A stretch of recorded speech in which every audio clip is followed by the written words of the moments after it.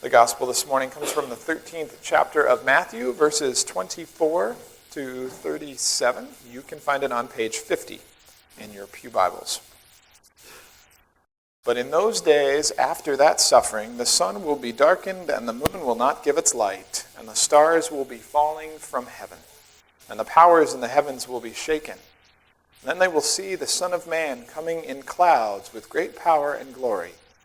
And then he will send out the angels and gather his elect from the four winds, from the ends of the earth to the ends of heaven. From the fig tree learn its lesson. As soon as its branch becomes tender and puts forth its leaves, you know that summer is near. So also when you see these things taking place, you know that he is near at the very gates. Truly I tell you, this generation will not pass away until all these things have taken place. Heaven and earth will pass away, but my words will not pass away. But about that day or hour no one knows, neither the angels in heaven nor the Son, but only the Father. Beware, keep alert, for you do not know when the time will come. It is like a man going on a journey, when he leaves home and puts his slaves in charge, each with his own work, and commands the doorkeeper to be on the watch. Therefore keep awake, for you do not know when the master of the house will come, in the evening, or at midnight, or at cockcrow, or at dawn, or else he may find you asleep when he comes suddenly. And what I say to you, I say to all, keep awake. Here ends the reading.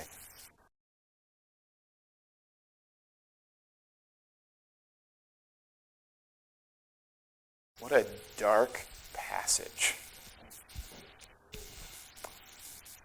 When I started thinking about Advent services and I started putting the service together and I started reading, started looking at Scripture for this Sunday, I realized that we are starting Advent with a Scripture about the apocalypse, the end of days, the end of time.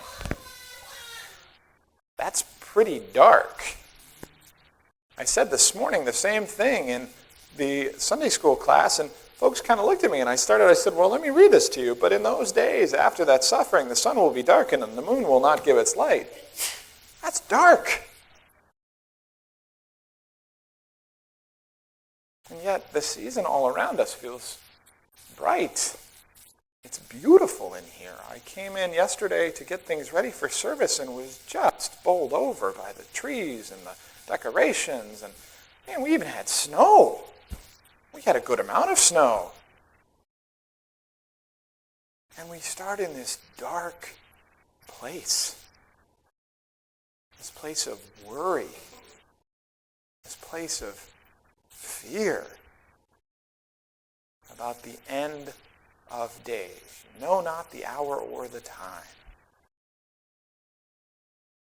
So how do you take that? How do you spin that? How do you make that uplifting and joyful? How do you make that Christmas hymns and chestnuts roasting on an open fire? How do you do that?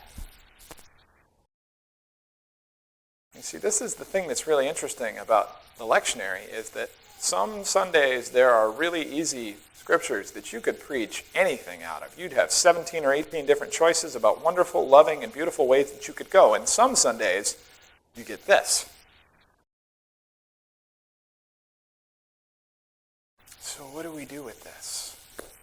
How do we deal with that? Well,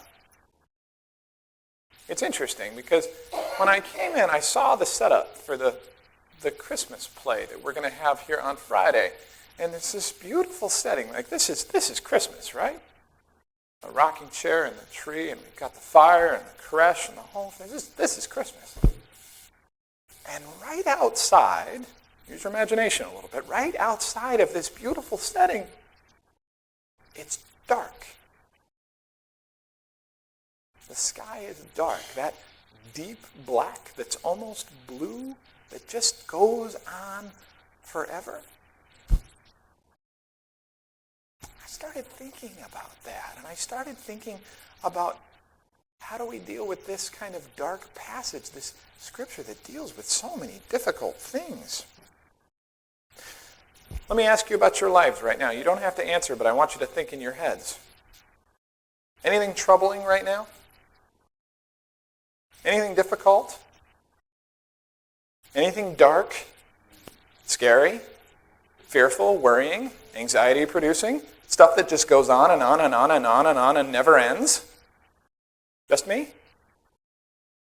Didn't think so.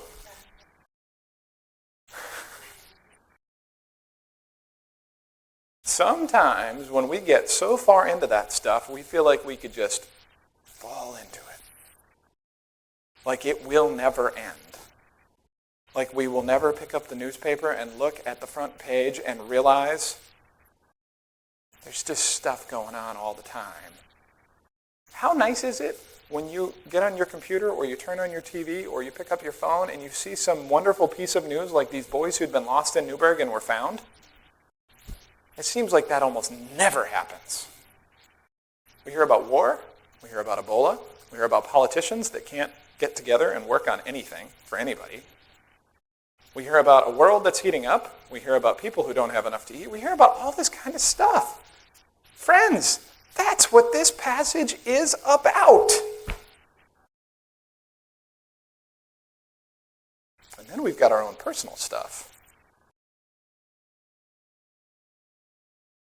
So what do we do with it? I ask you again. This Sunday, remember, it's about hope. Hope.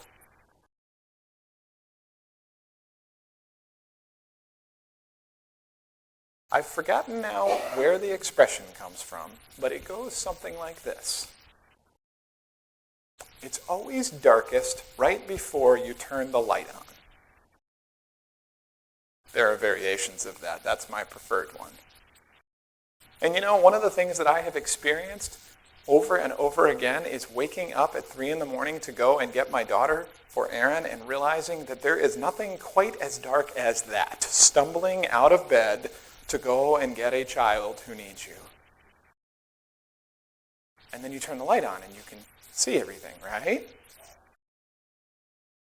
This passage, friends, this moment in time, this part of our lives is not about the end of everything. The scripture is quite clear that there is no point in thinking about that or worrying about that. Even Jesus, the Son of Man, does not know the hour or the day. If Jesus doesn't know it, don't worry about it. You don't need to have, as I said, apocalyptic anxiety. Get rid of it. But we do need to realize that we are at the beginning of something.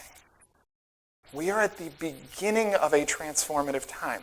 We are at the beginning of a time where things were really dark. And then the light came on.